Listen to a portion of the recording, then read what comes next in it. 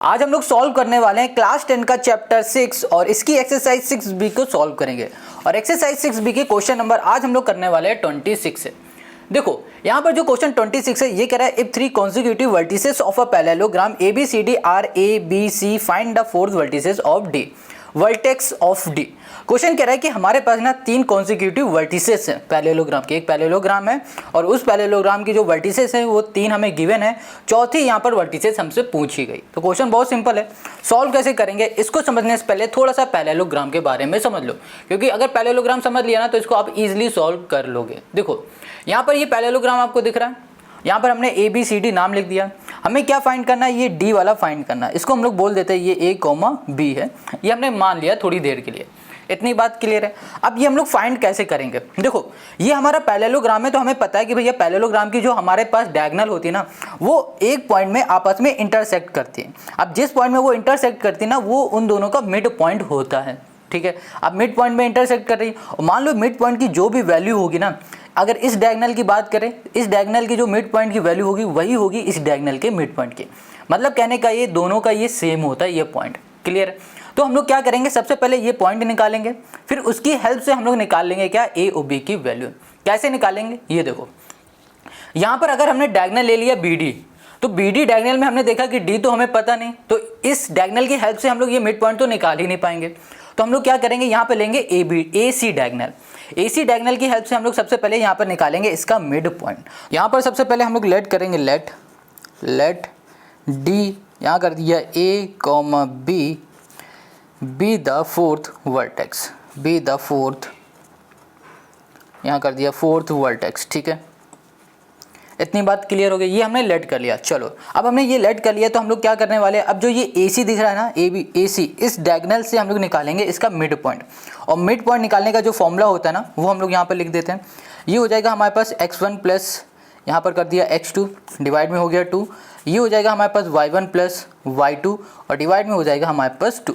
Okay तो यहाँ पर ये हो गया हमारे पास x, ये हो गया y, तो यहाँ पर x इक्वल्स टू x1। अब ये x1 और x2 है क्या, इसको देखो यहाँ पर A और C की बात कर रहे हैं तो इसे बोलेंगे x1 y1, यहाँ पर ये C है इसको बोलो x2, ये हो जाएगा हमारे पास y2। अब इस x1 y1 x2 y2 की वैल्यू इसमें पुट कर दो। तो देखो यहाँ पर x1 लिखा हुआ है ना, तो x1 की जगह पे आ जाएगा 1 प्लस x2 की जगह पे आ जाएगा 5 और डिवाइड में हो गया हमारे पास 2। इसको सॉल्व करेंगे तो यहाँ पर आ गया 6/2 और यहाँ पर ये आ गया हमारे पास 3। ये हमने सॉल्व कर लिया।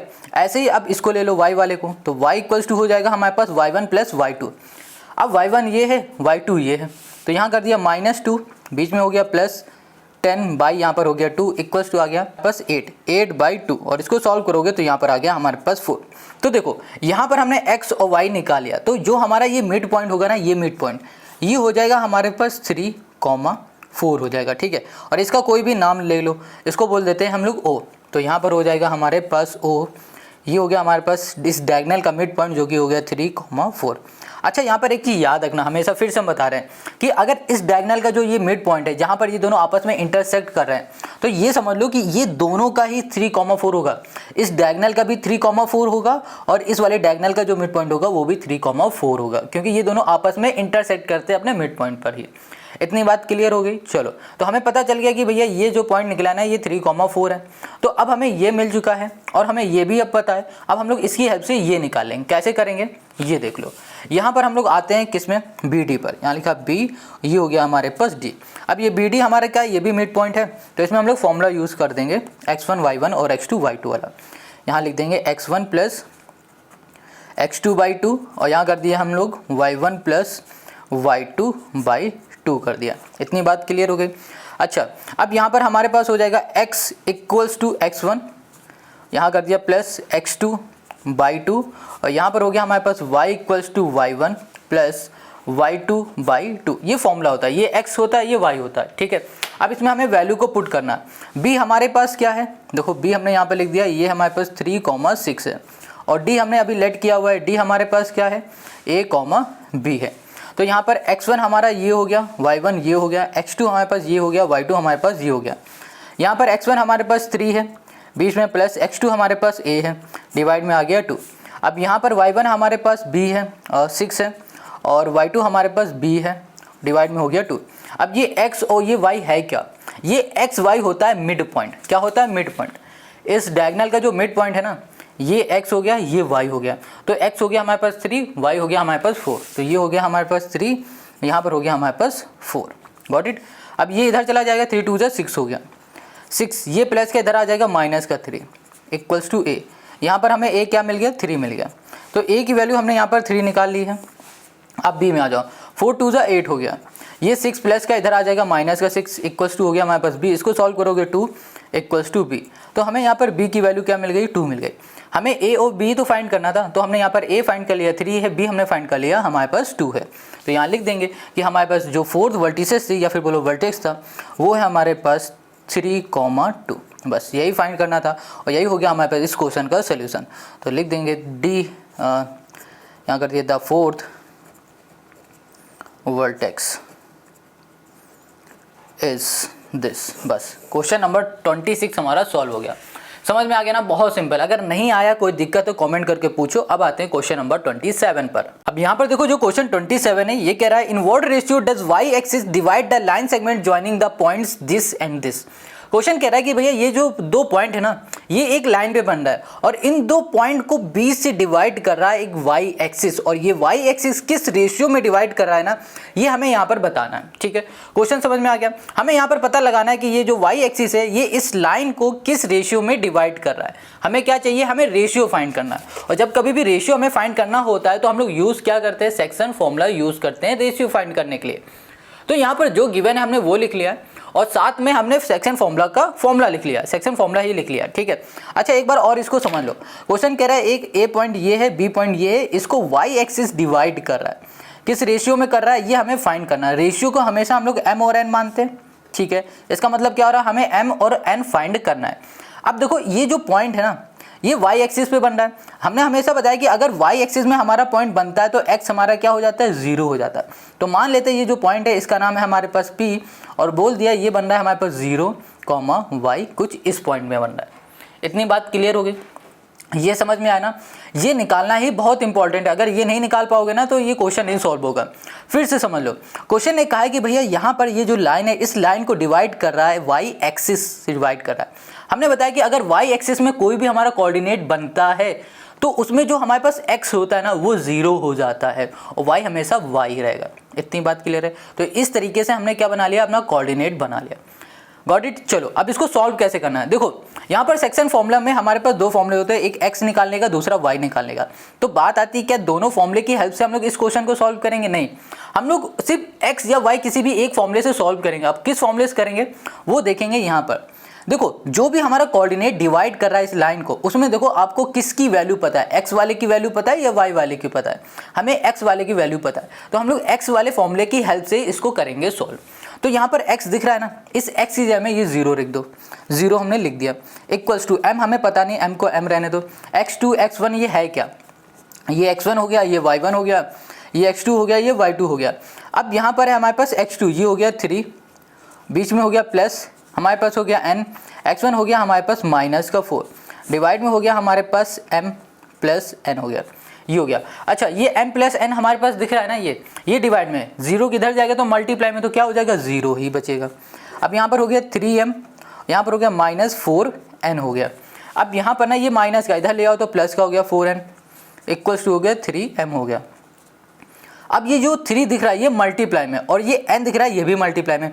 3 को उठा के इक्वल के इस साइड ले आओ तो 4/3 हो गया। ये n मल्टीप्लाई में इक्वल के इस साइड आ जाएगा तो ये डिवाइड में हो जाएगा, तो ये हो गया हमारे पास m/n। तो यहाँ पर ना m जो हमें मिला है वो 4 मिल गया, और जो n मिला है वो हमें क्या मिल गया है, n मिल गया हमें 3। तो हम लोग बोल सकते हैं कि जो हमारे पास रेशियो ना, यहाँ लिखेंगे द रिक्वायर्ड रेशियो इज 4:3। बस यही फाइंड करना था और यही हो गया हमारे पास इस क्वेश्चन का सॉल्यूशन। समझ में आ गया कितना सिंपल था, बहुत इजीली हम लोगों ने फाइंड कर लिया। कैसे किया, इसकी हेल्प से। ये हमेशा खुद से हमें फाइंड करना होगा। तो क्वेश्चन 27 हो गया। अब आते हैं क्वेश्चन नंबर 28 पर। वेल यहाँ पर जो क्वेश्चन 28 है ना, ये बिल्कुल क्वेश्चन 27 की तरह ही है। यहाँ पर देखो हमें पॉइंट दे रही है, कहा गया if the point this lie on the line segment joining the point A and B then find the ratio in which P divide AB, also find the value of Y। Question ने क्या कहा है कि भैया हमें ratio find करो। किसका ratio find करो? जो P है ना वो डिवाइड कर रहा है AB को, और किस रेशियो में डिवाइड कर रहा है ये फाइंड करो, और साथ में इस Y की वैल्यू को भी फाइंड करो। क्वेश्चन समझ में आया? देखो क्वेश्चन ने कहा है कि एक हमारे पास लाइन है, उस लाइन में ए और बी दो पॉइंट है, उस लाइन को जो ये पी पॉइंट है ना वो डिवाइड कर रहा है। अब किस रेशियो में कर रहा है ये हमको फाइंड करना है, और इस वाई की वैल्यू को भी हमें फाइंड करनी है। कैसे करेंगे? बहुत सिंपल है।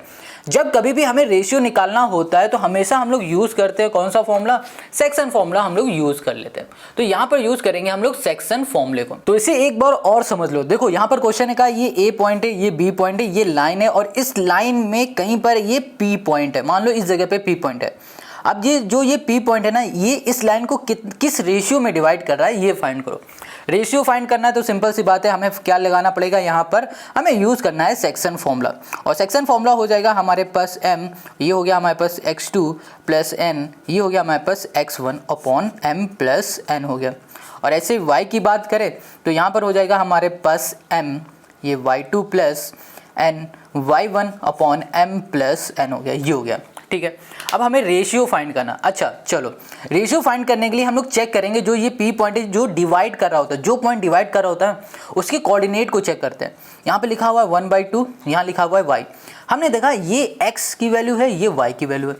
हमने यहाँ पर देखा कि जो ये y की वैल्यू ये तो हमें पता ही नहीं है, हमें पता है क्या है? सिर्फ x की वैल्यू। तो इसके जो रेशियो है ना इसको फाइंड करने के लिए हम लोग सिर्फ x के फॉर्मूले का यूज़ करेंगे। ठीक है, तो यहाँ पर x लिखा हुआ है, x की जगह पे कर दो 1/2, ये कर दिया। अब यहाँ पर हो गया m और n क्या होता है? ये रेशियो होता है। m n हमें पता ही नहीं है, तो m की जगह पे m रख दो, n की जगह पे n रख दो। ठीक है, तो यहाँ कर दिया हमने m। अब ये x2 x1 क्या है देख लो, ये x1 हो गया, ये y1 हो गया, ये x2 हो गया, ये y2 हो गया। अब इस वैल्यू को उठाना है, इस फॉर्मूले में पुट कर देना है। तो यहाँ पर हमारे पास x2 क्या है? -7 है, बीच में प्लस n। x1 हमारे पास क्या है? ये 3 है। डिवाइड में आ जाओ, ये हो गया m प्लस हमारे पास n हो गया, ये हमने कर दिया। अब ये हमारे पास किस में है? डिवाइड में। इक्वल के इस साइड भेज दो तो मल्टीप्लाई में हो जाएगा, तो 1/2, और यहाँ पर हो गया हमारे पास m प्लस n हो गया। ठीक है, इक्वल्स टू -7, ये हो गया m, और यहाँ पर हो गया हमारे पास +3, ये हो गया हमारे पास n हो गया। एक काम करते हैं, ये हमारे पास 2 है ना, ये डिवाइड में है, इक्वल के इस साइड भेज देते तो ये इस पूरे के साथ मल्टीप्लाई में हो जाएंगे। तो ऊपर सिर्फ बचेगा हमारे पास m प्लस n बचेगा, और यहाँ पर हो जाएगा -7, ये 2 डिवाइड में इधर जाएगा तो मल्टीप्लाई में, -7m प्लस 3, यहाँ पर कर दिया n, ये होगा हमारे पास -14m, यहाँ पर 3 2 6 n हो गया, यहाँ पर m प्लस n कर दिया। अब एक काम करो, यहाँ पर हमारे पास m है ना, इस m को उठा के इधर ले आओ, ये m कर दिया, प्लस ये माइनस का इधर आ जाएगा तो प्लस का 14m हो गया, ये यहाँ पर 6n है, ये प्लस का n है, इधर आ जाएगा माइनस का n हो जाएगा। ओके, इसको सॉल्व करोगे तो यहाँ पर आ गया 15m, इसको सॉल्व करोगे तो ये हो गया 5n। अब देखो जो ये n है ये मल्टीप्लाई में 5 के साथ, इक्वल के इस साइड आ जाएगा तो डिवाइड में, तो यहाँ पर आ गया n।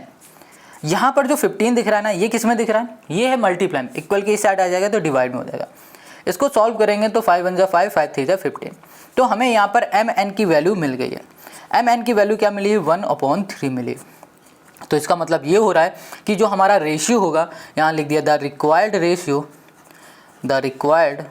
Ratio is 1/3।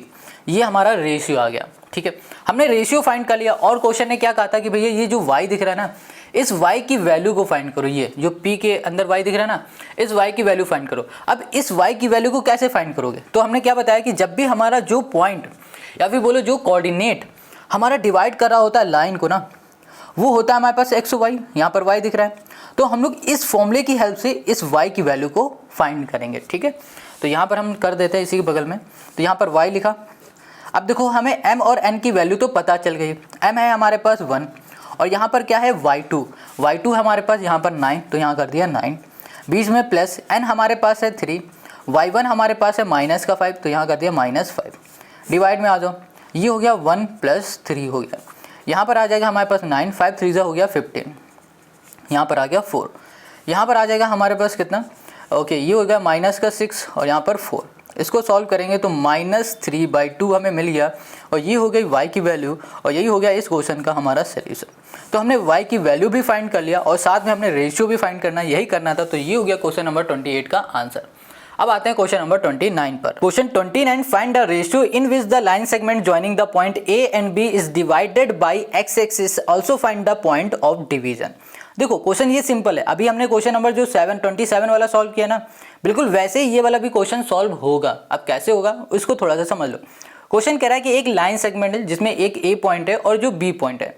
अब इस लाइन सेगमेंट को ना ये एक्स एक्सिस डिवाइड कर रहा है। अब ये किस रेशियो में डिवाइड कर रहा है ये फाइंड करो, और ये इस एक्स एक्सिस जिस पॉइंट पे ये एक्स एक्सिस डिवाइड कर रहा है ना, उस पॉइंट का कोऑर्डिनेट फाइंड करो। देखो यहाँ पर क्या कह रहा है, find the point of division. Point बोलो या फिर कोऑर्डिनेट बोलो, एक ही बात है। तो क्वेश्चन यहाँ पर समझ में आ गया? नहीं आया ना, तो एक बार और अच्छे से इसको देख लो। ये रहा हमारे पास क्वेश्चन और ये बना दिया हमने यहाँ पर एक लाइन सेगमेंट। यहाँ पर क्वेश्चन क्या कह रहा है कि भैया हमारे पास एक लाइन सेगमेंट है ए और बी नाम की, और इस ए और बी नाम की लाइन सेगमेंट को एक्स एक्सिस पर डिवाइड किया जा रहा है। मान लो ये हमारा एक्स एक्सिस है, इस पर डिवाइड किया जा रहा है और इस पॉइंट का नाम बना देते हैं पी। तो क्वेश्चन ने कहा है कि किस रेशियो में डिवाइड कर रहा है ये फाइंड करो। रेशियो को हम लोग MON मानते हैं तो MN कर दिया, और उसके बाद ये जो पॉइंट है ना, इस पॉइंट का कोऑर्डिनेट क्या है ये भी फाइंड करो। कोऑर्डिनेट मतलब क्या हो गया, हमें x भी पता होना चाहिए, y भी पता होना चाहिए। तो यहाँ पर क्वेश्चन ने बताया कि ये जो पॉइंट है वो x एक्सिस पे बन रहा है। किस पे बन रहा है? x पे बन रहा है। हमेशा याद रखो, अगर हमारा पॉइंट x में बनेगा तो जो y कोऑर्डिनेट होगा वो हमारा 0 हो जाएगा। अगर हमारा पॉइंट y कोऑर्डिनेट में बनेगा तो जो x होगा वो 0 हो जाएगा। क्लियर है? तो हमने कह दिया कि हमारे पास जो P पॉइंट है, ये जो डिवाइड कर रहा है, इसकी जो y की वैल्यू है वो 0 हो गई। तो अब बात आती है x क्या होगा। x हमें पता नहीं, तो यहाँ पर x फाइंड हम लोग करेंगे। ठीक है, तो यहाँ पर हमें सबसे पहले क्या फाइंड करना होगा, अब हमें यहाँ पर रेशियो फाइंड करना होगा। और यहाँ पर हमने देखा जो पॉइंट ये डिवाइड कर रहा था उसका y की वैल्यू तो हमें पता चल गई है, बट x हमें फाइंड करना है। तो यहाँ पर रेशियो और इस x की वैल्यू हमें फाइंड करनी है। ठीक है, तो यहाँ पर रेशियो फाइंड करने के लिए हम लोग यूज़ करेंगे सेक्शन फॉर्मूला जो यहाँ पर लिखा हुआ है x और y वाला। अब बात आती है क्या इन दोनों की हेल्प से फाइंड करेंगे? नहीं, हमने पिछले क्वेश्चन में बताया था कि जो पॉइंट हमारा डिवाइड कर रहा होगा और उस पॉइंट में हमें देखो क्या गिवन है, x की वैल्यू गिवन है या y की वैल्यू गिवन है। यहाँ पर हमें y की वैल्यू गिवन है, तो y के फॉर्मूले से हम लोग इसके रेशियो निकाल लेंगे। अगर दोनों गिवन होता है तो किसी के भी निकालो, ये आपकी मर्जी। बट अगर कोई एक गिवन है तो जो गिवन होगा ना उसी की हेल्प से हम लोग निकालेंगे रेशियो। चलो इतनी बात समझ में आ गई। तो इसको बोल देते हैं ये x1 है, ये y1 है, ये x2 है, ये y2 है। ओके, ये हो गया हमारे पास। अब क्या करना है, हम लोग y वाले को लेंगे। तो y की जगह पे क्या रखेंगे, यहाँ पर 0 है तो 0 रख दिया, इक्वल्स टू m की जगह पे m रहने दो, और y2 हमारे पास क्या है इस समय 7 है, यहाँ पर 7 प्लस n की जगह पे n कर दो, और यहाँ पर हमारे पास क्या है y1 है, ये हो जाएगा -3 हो गया। डिवाइड में आ जाओ, ये हो गया हमारे पास m, ये हो गया प्लस, ये हो गया हमारे पास n हो गया। अब इसका मल्टीप्लाई करो तो 7m हो गया, और यहाँ पर हो गया -3n हो गया। डिवाइड में हो गया हमारे पास m प्लस n हो गया, ये 0 हो गया। ये डिवाइड में इधर चला जाएगा मल्टीप्लाई में, तो ये 0 हो जाएगा। बचेगा यहाँ पर सिर्फ 7m और यहाँ पर -3n। ये माइनस का है ना, इक्वल के इस साइड ले आओ तो ये प्लस का हो गया 3n। यहाँ पर हो गया हमारे पास 7m हो गया। अब यहाँ पर देखो n मल्टीप्लाई में इधर चला जाएगा डिवाइड में, तो यहाँ पर हो गया 7m और डिवाइड में आ गया हमारे पास n, यहाँ पर 3। अब ये 7 मल्टीप्लाई में इधर आ जाएगा तो डिवाइड में 3/7 इक्वल्स टू हो गया हमारे पास m/n हो गया। तो हमें m और n की वैल्यू मिल गई जो कि ये 3/7 है। तो यही है हमारा रेशियो। तो हम लोग लिख सकते हैं द रिक्वायर्ड रेशियो, रिक्वायर्ड जो हमारे पास रेशियो है इज़ 3:7। हमेशा m वाले को आगे लिखना और n वाले को पीछे रखना। ठीक है, तो ये हमारा रेशियो आ गया। अब रेशियो हमने फाइंड कर लिया। अब क्वेश्चन ने क्या कहा था, जो पॉइंट डिवाइड कर रहा है ना वो फाइंड करो। तो इस जो पॉइंट हमारा डिवाइड कर रहा है इसमें y की वैल्यू हमें पता है, हमें x की वैल्यू नहीं पता है। तो इस x को फाइंड करने के लिए हम लोग यूज़ करेंगे ये x वाला फॉर्मूला। ठीक है, सेक्शन वाला x वाला फॉर्मूला। तो यहाँ पर x की जगह पे x लिखा रहने दो, यहाँ पर mn जो हमने अभी फाइंड किया ना उसकी वैल्यू उठा के यहाँ पर पुट करो, और x2 देखो यहाँ पर है और x1 हमारे पास यहाँ पर है, इसकी वैल्यू यहाँ पर हम लोग पुट कर देंगे। तो m हमारे पास 3 है और x2 हमारे पास है -2, बीच में हो गया प्लस, n हो गया हमारे पास 7 और x1 हो गया हमारे पास 3, डिवाइड में हो गया हमारे पास 7, 3 + 7 हो गया। अब यहाँ पर हो गया 3 × 2 = 6 और 7 × 3 हो गया हमारे पास 21, डिवाइड में आ गया हमारे पास 10। ओके, इसको सॉल्व करेंगे तो ये आ जाएगा हमारे पास 15/10 और इसको सॉल्व करेंगे तो ये आ जाएगा हमारे पास 3/2 आ गया। तो हमें यहाँ पर x की वैल्यू मिल गई है 3/2 और यही हमें फाइंड करना था और यही हो गया हमारे पास इस क्वेश्चन का सोल्यूशन। तो हमारे पास जो पॉइंट जो डिवाइड कर रहा था वो मिल गया है 3/2 और y हो गया हमारे पास 0 और यही हो गया हमारे पास इस क्वेश्चन का आंसर। क्लियर हो गया? तो क्वेश्चन समझ में आ गया? ठीक है, अगर कहीं भी कोई भी दिक्कत हो कमेंट करके पूछो। अब आते हैं हम लोग क्वेश्चन नंबर 30 पर। अब यहाँ पर जो क्वेश्चन 30 ना, ये इंपॉर्टेंट क्वेश्चन है और ये 2015 के बोर्ड एग्जाम में भी आया था, इसे ध्यान से पढ़ना। ये कह रहा है the base Q R of an equilateral triangle P Q R lie on x axis. कह रहा है कि देखो हमारे पास एक इक्विलेटरल ट्रायंगल है और उस इक्विलेटरल ट्रायंगल का जो बेस है वो क्यू आर है। ठीक है, आगे कह रहा है कि जो बेस है ना क्यू आर वो लाई कर रहा है एक्स एक्सिस पर कर रहा है। The coordinate of the point Q R this, जो क्यू कोऑर्डिनेट है ना वो हमें यहाँ पर गिवन है। And origin of the mid point of the base, और जो उसका मिड पॉइंट है ना, बेस का जो मिड पॉइंट है वो ओरिजिन पर है। अब आगे कह रहा है find the coordinate of the point P and R. हमें पी और आर के कोऑर्डिनेट फाइंड करना है। देखो, तो इस क्वेश्चन को सॉल्व करने से पहले ना हम लोग इसके फिगर को ध्यान से समझेंगे। देखो हमने यहाँ पर फिगर बनाया हुआ है इसके ग्राफ में, ये है एक्स एक्सिस और ये है हमारे पास वाई एक्सिस। अब देखो क्वेश्चन ने कहा था कि हमारे पास जो ये ट्रायंगल है, इस ट्रायंगल का जो बेस है वो बन रहा है एक्स एक्सिस पर। तो हमने यहाँ पर बेस बना दिया जो कि है क्यू और आर एक्स एक्सिस पर। और क्वेश्चन ने ये भी कहा था कि इस बेस का जो मिड पॉइंट है वो ओरिजिन पे बन रहा है। अब ओरिजिन पे बनेगा तो इसका मतलब क्या होगा, इसका एक्स और वाई क्या होगा, 0 0 हो जाएगा। ओरिजिन हमेशा 0 0 होता है। ठीक है, ओरिजिन का कोऑर्डिनेट 0 होते हैं हमेशा। चलो, अब यहाँ पर हमें क्वेश्चन ने बता दिया कि जो Q है वो -4 और 0 है हमारे पास। तो क्वेश्चन ने कहा भैया ये R और P का कोऑर्डिनेट क्या होगा ये फाइंड करो। बहुत सिंपल है फाइंड करना। अगर हम R की बात करें तो R हमारा बन किस पे रहा है, ये हमारा बन किस पे रहा है, एक्स एक्सिस पे बन रहा है। हमने बताया कि अगर एक्स एक्सिस में हमारा कोई कोऑर्डिनेट बनता है तो हमारे पास जो y होगा ना वो क्या हो जाएगा, 0 हो जाता है। y क्या हो जाएगा, हमारे पास 0 हो जाएगा। ठीक है, एक्स एक्सिस में बनेगा तो y 0 हो जाएगा। तो हमें यहाँ पर सिर्फ फाइंड क्या करना रह गया, अब x फाइंड करने रह गया। अब इधर आ जाओ p वाले में। ये जो p है हमारे पास, ये जो कोऑर्डिनेट है ये कहाँ पर बन रहा है, ये y एक्सिस में बन रहा है। अब ये हमारा y एक्सिस में बन रहा है तो जो हमारा x एक्सिस होगा वो 0 हो जाएगा। क्या हो जाएगा, 0, और y हमें यहाँ पर फाइंड करना रह जाएगा। तो हमने यहाँ पर इजीली समझ लिया कि हमें सिर्फ इस कोऑर्डिनेट में y फाइंड करना है और इस वाले कोऑर्डिनेट में सिर्फ हमें फाइंड करना है x फाइंड करना है। अच्छा, अगर यहाँ पर आपको दिक्कत हो रही है तो कोई बात नहीं, अभी हम यहाँ पर इसकी वैल्यू सॉल्व करके भी निकाल के दिखाएंगे। देखो कैसे, यहाँ पर आप ध्यान से देखो, ये हमारे पास बेस लाइन है और ये है हमारे क्यू आर की, और इस बेस लाइन का हमें मिड पॉइंट भी पता है। अब मिड पॉइंट पता है और हमें ये वाला पॉइंट चाहिए, ये कोऑर्डिनेट चाहिए, तो हम लोग क्या करेंगे, यहाँ पर यूज़ करेंगे मिड पॉइंट वाला फॉर्मूला। ठीक है, अब ये फॉर्मूला है, इस फॉर्मूले में वैल्यू को पुट करेंगे तो हमें आंसर मिल जाएगा। इसको बोल दो ये x1 है, ये y1 है। अभी थोड़ी देर के लिए हम भूल गए कि हमें इसके कोऑर्डिनेट पता है, भूल गए हम थोड़ी देर के लिए। हम लोग बोल देते हैं यहाँ पर x2 है, y2 है, क्योंकि यहाँ पर हम प्रूफ करके बता रहे हैं कि हम लोग ऐसे भी कर सकते हैं और ऐसे भी सॉल्व कर सकते हैं। यहाँ पर देखो, अगर आप मान लेते हो, अगर आपको यहाँ पर समझ में आ गया कि ये 0 कैसे आया है तो आप सिर्फ x की वैल्यू निकाल लो।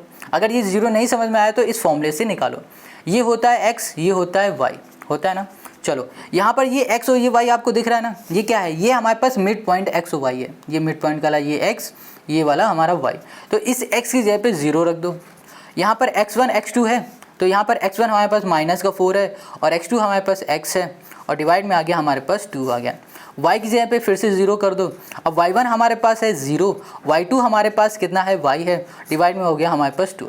अब ये डिवाइड में इधर चला जाएगा, 0 हो जाएगा, इक्वल्स टू हो गया -4 + x। ये हमारे पास माइनस का इधर चला जाएगा प्लस का, तो 4 हमें क्या मिल गया, x मिल गया। x हमको यहाँ पर 4 मिल चुका है। ठीक है, अब इधर आ जाओ, ये इधर चला जाएगा डिवाइड में तो 0, डिवाइड में है, इधर चला जाएगा मल्टीप्लाई में तो 0, ये इधर आ जाएगा 0, मतलब 0 ही रहेगा। तो यहाँ पर y की वैल्यू हमें क्या मिल गई, 0। जैसे कि अभी हमने बताया था ना कि y हमारा 0 रहेगा तो y हमारा 0 रहेगा, बस हमें x फाइंड करना था जो कि हमें मिल गया है 4। तो हम लोग बोल सकते हैं कि जो हमारा r कोऑर्डिनेट है वो है 4, 0। हमने ये फाइंड कर लिया। अब हमें सिर्फ फाइंड क्या करना है, ये P वाला कोऑर्डिनेट। ये कैसे करेंगे, देखो क्वेश्चन ने कहा था कि जो हमारे पास ये ट्रायंगल है ये इक्विलैटरल ट्रायंगल है। अब इक्विलैटरल ट्रायंगल है, इसका मतलब ये हो रहा है कि हमारे पास जो इसकी साइडें हैं वो इक्वल है। जैसे कि यहाँ पर अगर हम लोग बात करें QP की, वो बराबर हो जाएगा PR के, और जो PR है वो बराबर हो जाएगा QR के। इसका मतलब ये तीनों आपस में इक्वल है। तो इनके दो साइड को लेंगे और फिर बाद में हम लोग P कोऑर्डिनेट को फाइंड करेंगे। जैसे कि यहाँ पर लिखा है QP और ले लिया हमने यहाँ पर QR ले लिया। इन दोनों को लिया और साइड निकालने जा रहे हैं। तो साइड निकालने के लिए ना हम लोग क्या करेंगे, सॉरी, ये कोऑर्डिनेट निकालने के लिए हम लोग यहाँ पर यूज़ करेंगे डिस्टेंस का फॉर्मूला। तो यहाँ पर लिखेंगे डिस्टेंस का फॉर्मूला, ये हो जाएगा हमारे पास x2 माइनस x1 का होल स्क्वायर प्लस यहाँ पर y2 माइनस y1 का होल स्क्वायर। इधर आ जाओ, QR ये भी तो एक डिस्टेंस है, इसमें भी लगाओ डिस्टेंस का फॉर्मूला, ये भी हो गया हमारे पास x2 माइनस x1 का whole square plus y2 minus y1 का होल स्क्वायर। अब बात आती है Q क्या है, P क्या है, R क्या है, इसको लिख लेते हैं पहले। Q हमें पता है -4,0 है, और फिर P हमें पता है कितना है 0,y है, और जो R है वो हमने अभी निकाला है, ये है 4,0 है, ये है। यहाँ पर देखो फॉर्मूला किसका लगा हुआ है, QP का लगा हुआ है। Q कहाँ पर है, ये है, P यहाँ पर है। इसको अभी बोलो ये x1 है, ये y1 है, ये x2 है, ये हमारे पास y2 है। अब इस वैल्यू को उठाओ और इस फॉर्मूले में पुट करो, और उससे पहले देखो दोनों में क्या लगा हुआ है, रूट लगा हुआ है, तो रूट कैंसिल कर दो इन दोनों का। अब यहाँ पर बचा x2 सिर्फ, है ना, x2 की जगह पे 0 आ जाएगा, ये देखो, माइनस x1 हमारे पास है -4, तो ये माइनस और ये माइनस माइनस माइनस हो जाएगा 4, और यहाँ पर आ गया होल स्क्वायर। यहाँ पर आ जाओ, y2 हमारे पास y है, y1 हो गया 0, ये हो गया होल स्क्वायर इक्वल्स टू, अब यहाँ पर क्या दिख रहा है, QR दिख रहा है। Q हमारे पास ये है और R हमारे पास ये x1 y1 है, इसे बोल दो ये x2 है, ये हमारे पास y2 है। अब इस वैल्यू को उठाना है और इसमें पुट करना है। ध्यान देना, हम लोग सिर्फ Q और R को ही लेंगे क्योंकि यहाँ पर है QR। अब ये x2 हमारे पास 4 दिख रहा है, यहाँ पर माइनस x1 हमें क्या दिख रहा है, माइनस का 4, ये हो गया -4, ये हो गया होल स्क्वायर प्लस y2 हमें 0 दिख रहा है, माइनस y1 भी हमें 0 दिख रहा है, यहाँ पर होल स्क्वायर। इसको सॉल्व करोगे 4 का स्क्वायर 16, यहाँ पर आ गया हमारे पास प्लस y स्क्वायर। इसको सॉल्व करोगे तो यहाँ पर आ जाएगा हमारे पास कितना, ओके, ये हो जाएगा हमारे पास माइनस माइनस हो जाएगा प्लस, और ये हो जाएगा 4 4 4 जा 8 8 8 जा 64 हो गया हमारे पास, ये आ गया। अब ये y स्क्वायर यहीं पर रहने दो, यहाँ पर हो गया 64 माइनस 16, तो यहाँ पर आ जाएगा हमारे पास कितना, ये हो जाएगा हमारे पास 48। अब ये 48 है, यहाँ पर स्क्वायर लगा है, हटा दो, यहाँ पर आ जाएगा √48।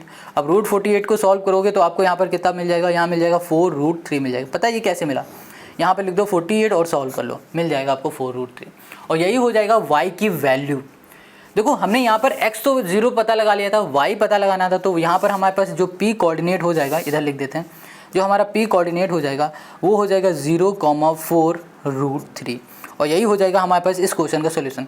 देखो ये प्लस में भी आ सकता है और माइनस में भी आ सकता है, ठीक है, तो इसको आप ये भी लिख सकते हो 0,-4√3, ये हो गया। इतनी बात क्लियर हो गई, और यही हो गया हमारे पास क्वेश्चन नंबर 30 का हमारा सोल्यूशन। बहुत इंपॉर्टेंट क्वेश्चन है। अब आगे जितने क्वेश्चन मिलेंगे 31, 32, 33 वो कुछ इस तरीके के ही होंगे, तो आपको इस क्वेश्चन को अच्छे से समझ लेना है। तो इस वीडियो में सिर्फ इतना ही रखते हैं, मिलेंगे नेक्स्ट वीडियो में, और नेक्स्ट वीडियो में हम लोग करेंगे इसके आगे के क्वेश्चन।